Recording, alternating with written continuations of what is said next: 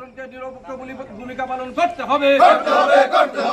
অবিলম্বে কৈলাসহরের প্রশাসনকে নিরপেক্ষ ভূমিকা পালন করতে হবে। সিসি ক্যামেরায় ফুটেজ দেওয়া যাদের আসামি আছে তাদেরকে গ্রেফতার করতে হবে। এই আন্দোলন চলছে, চলবে। বলুন। গতকালকে কিছু দুষ্কৃতিকারীরা আমার লক্ষ্মীপুর গ্রাম পঞ্চায়েতের লোক আহমদ আলী যখন একজন রুগী দেখার জন্য হসপিটালে যায়, তাকে কিছু সংখ্যক দুষ্কৃতীরা ওদের কী কারণে যে মারধর করে এখন পর্যন্ত আমরা বুঝতে পারিনি।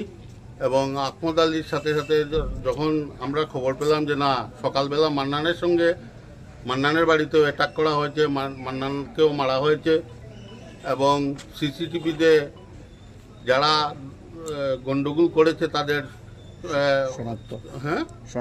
শনাক্ত করা যাচ্ছে, কিন্তু এখন পর্যন্ত পুলিশ প্রশাসন কোনো ধরনের কেস নিচ্ছে না এবং আসামিদের গ্রেপ্তার করছে না। এটার কারণটা কি, ওইটার জন্য আমরা আজকে এখানে জড়ো হয়েছি এবং আমরা মহামান্য ওসি সাহেবের সঙ্গে এই ব্যাপারে একটু কথা বলতে চাই। আপনারা কি নাম দিয়ে কোনো অভিযোগ করেছেন? হ্যাঁ, নাম দিয়ে অভিযোগ করা হয়েছে। উনি তেরা মিয়া এবং আহমদ আলী যেটা কেস করেছে, এখন পর্যন্ত কেসটা রেজিস্টার করা হয়নি। এই হলো আহমদ আলীর কেসের লিখিত প্রতিলিপি যেটা থানায় জমা পড়েছে, কিন্তু এখন পর্যন্ত এটা কোনো অ্যাকশন, আসামি অ্যারেস্ট বা আসামিকে তাড়ানোর কোনো কিছুই ব্যবস্থা পুলিশ প্রশাসন থেকে করা হয়নি। প্রত্যেকটা ক্ষেত্রে কিন্তু ভিডিও ফুটেজ আছে, সাংবাদিকদের কাছে আছে, পাবলিকের কাছে আছে, হসপিটালে আছে।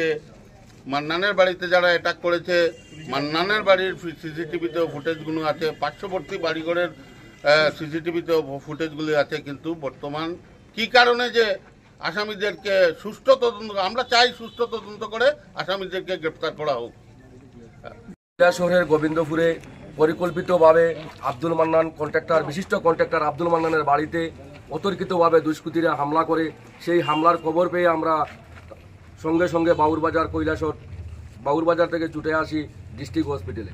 কিন্তু দেখতে পাই আমরা ডিস্ট্রিক্ট হসপিটালে যাওয়ার পরে আমাদের লক্ষ্মীপুর গ্রাম পঞ্চায়েতের আমাদের সহযোদ্ধা এবং সহকর্মীকে প্রচণ্ডভাবে মারধর করা হয় এবং আব্দুল মান্নানের বাড়িতে দুষ্কৃতীরা যেভাবে আক্রমণ করেছে, সিসিটিভিতে এরা ফুটেজ রয়েছে, কিন্তু তার সত্ত্বেও আমরা 2টা এফআইআর করি কৈলাসহর পিএসে, কিন্তু আজ অবধি আমাদের কেসটা রেজিস্ট্রেশন করা হয়নি এবং এই বিষয়ে কোনো তদন্ত করা হয়নি।